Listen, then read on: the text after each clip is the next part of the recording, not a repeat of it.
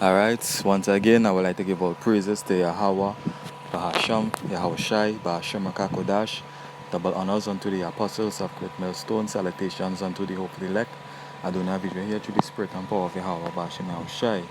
Alright, peace and greetings. Alright,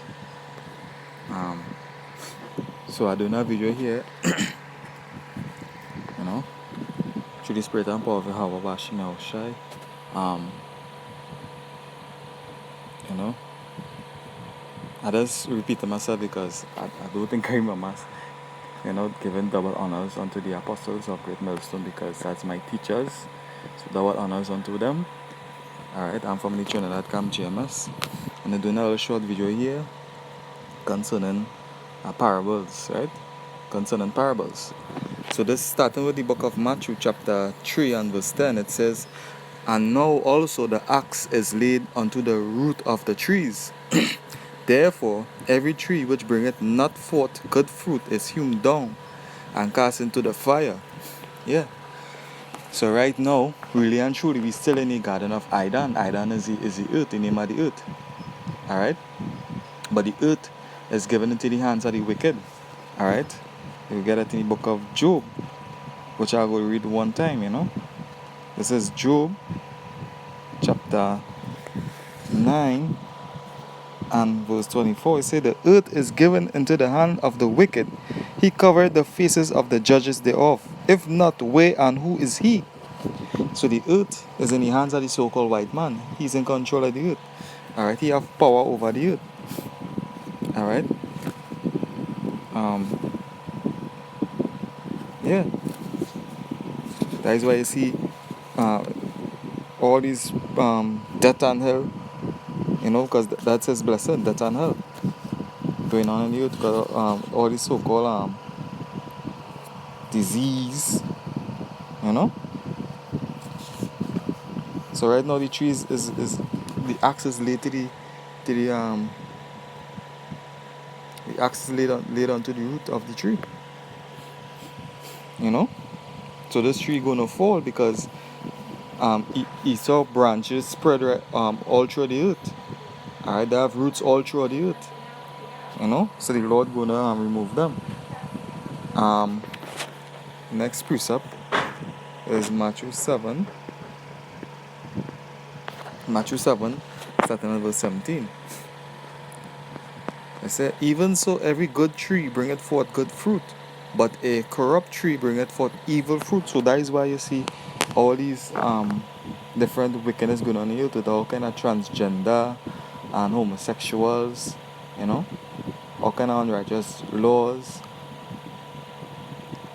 pedophile, because a wicked man is ruling and he's bringing forth evil fruit.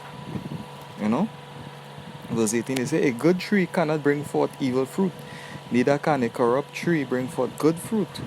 It says, "Every tree that bringeth not forth good fruit is hewn down and cast into the fire," and that is the end of the so-called white man, because that's his end. Alright? Because Esau represents the end. This is the book of 2nd Ezra, chapter 6, and starting at verse 7. It said, "Then answered I and said, What shall be the pattern and asunder of the times? Or when shall be the end of the first and the beginning of it that followeth? And he said unto me, From Abraham unto Isaac, when Jacob and Esau were born, of him Jacob's hand held first the heel of Esau, for Esau is the end of the world, and Jacob is the beginning of it that followed." So right now, this is Esau, the age of Esau. This is his age. This is the age that he ruled. Alright, this is his kingdom. Alright, he's in rulership. But his time is up, and the axe is already laid to the roots. And he's going to be cast into the fire, which is represent the lake of fire. Alright? He's going to be burnt with fire.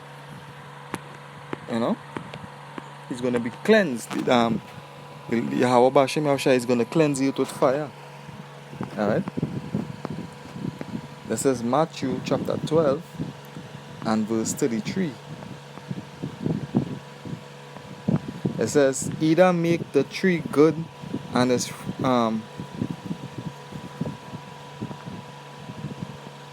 Yeah, it say, either make the tree good and its fruit good, or else make the tree corrupt and its fruit corrupt.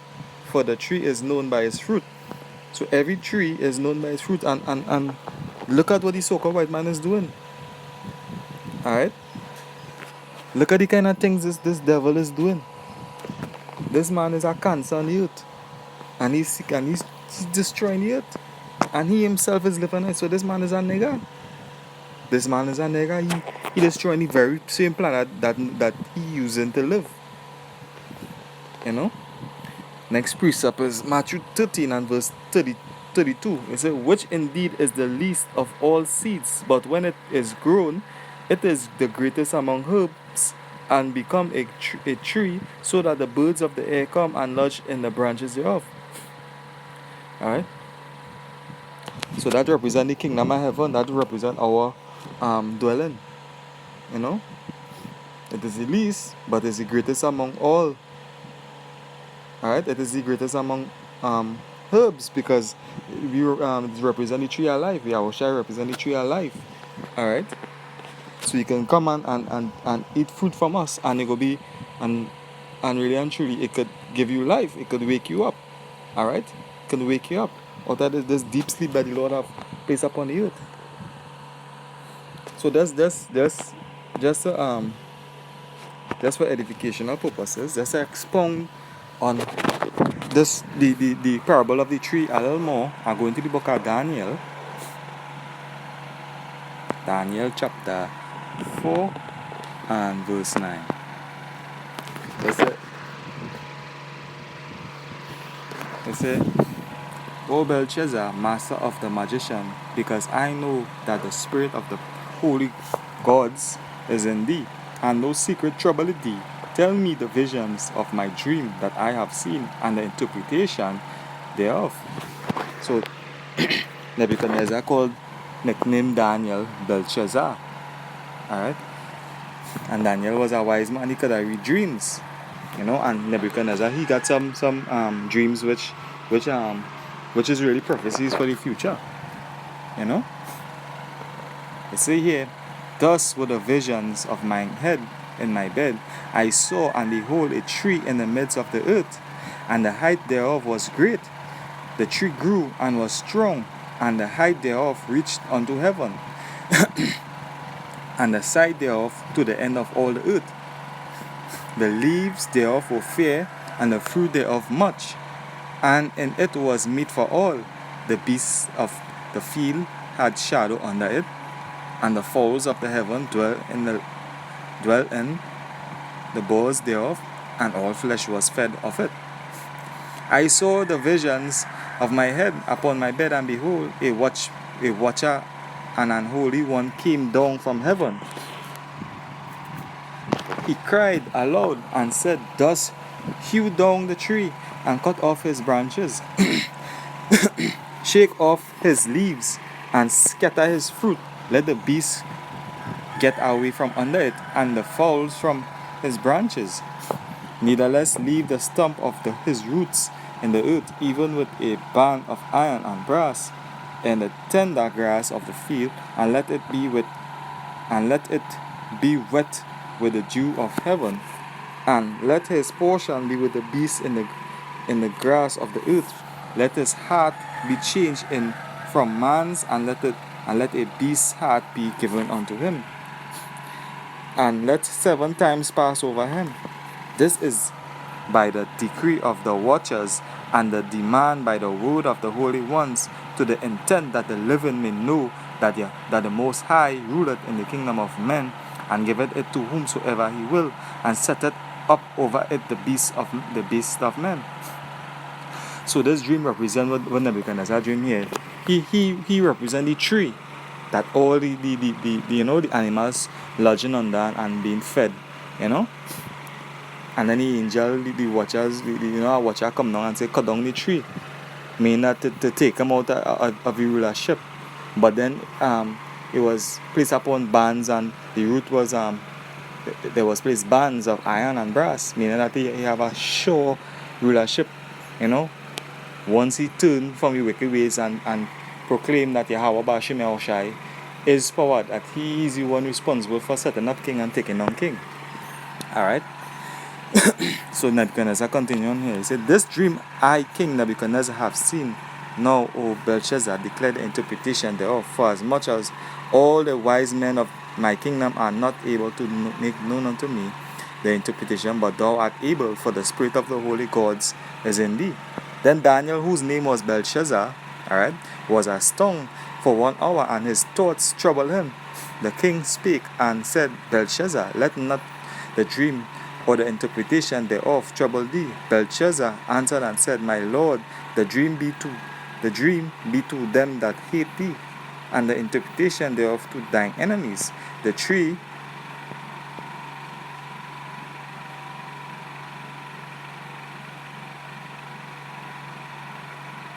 the tree that thou sawest, which grew and was strong, whose height reached unto the heaven, and the side thereof to all the earth. Alright, so so what Daniel was saying, King, if this dream was only related to your enemies, but he can break it down here, right?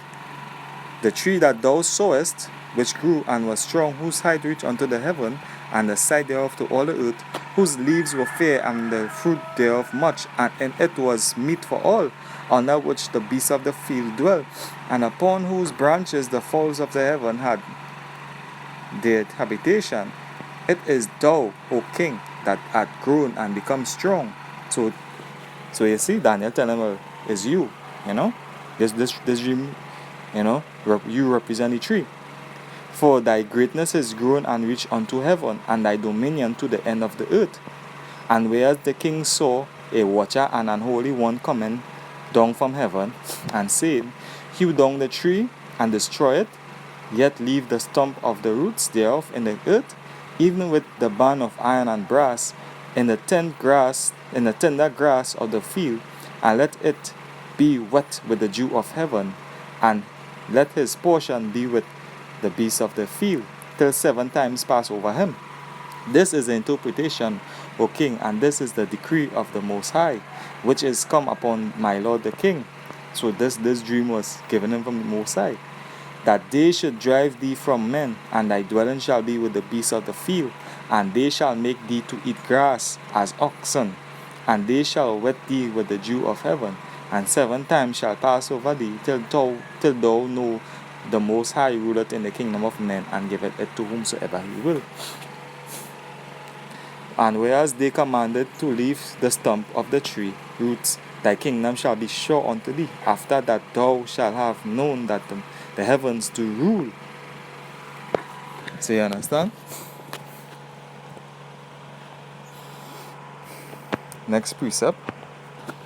Battery kind of low, so I'm trying to kind of speed it up. Mark chapter 13 and verse 14. But when he shall see the abomination,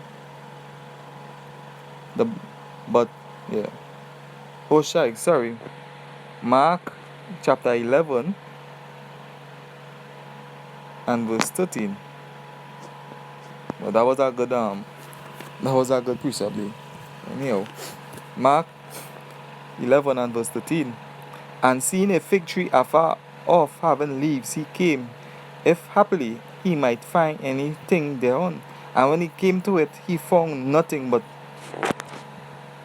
Shatan. Alright?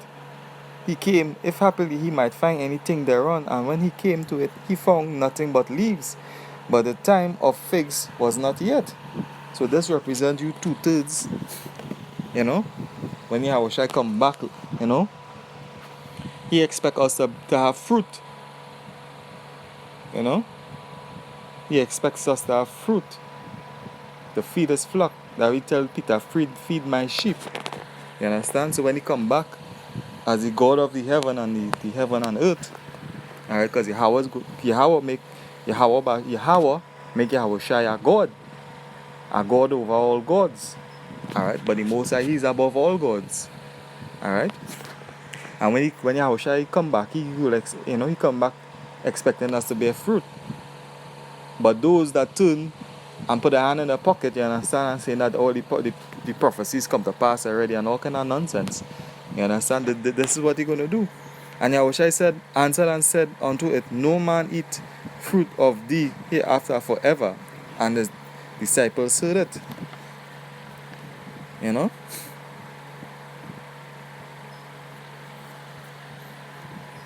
So, hey, the two-thirds going to be destroyed.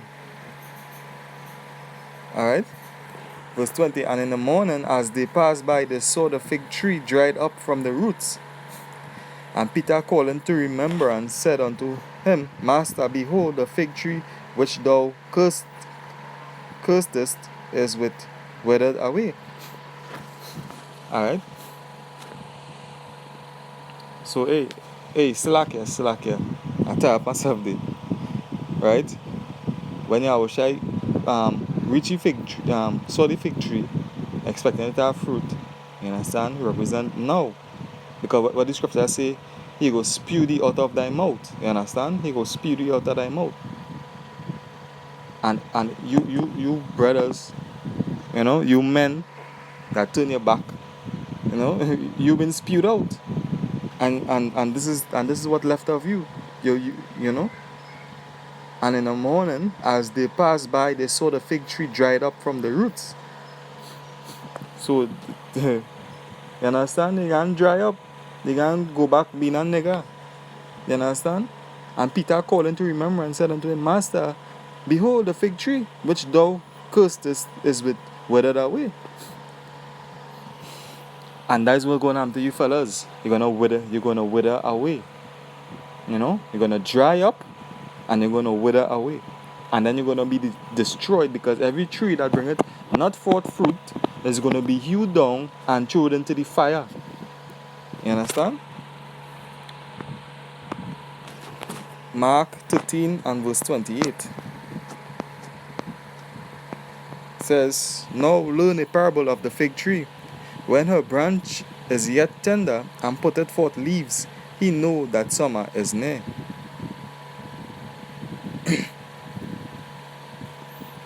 You know? Say, so he in like manner, when he shall see these things come to pass, know that it is near, even at the doors. Alright? So right now, the good tree is bearing fruit. Alright? The good trees are bearing fruit. And now it's time for you to come and eat from this tree and be filled. Alright? Because summer is close. Alright? Yahweh Bashem Yahushua is coming back. Yahweh sending back his son anytime soon. So with that, I hope you was edified, giving all praises to Yahweh Bashem Yahushua. And with that, I would like to say Shalom.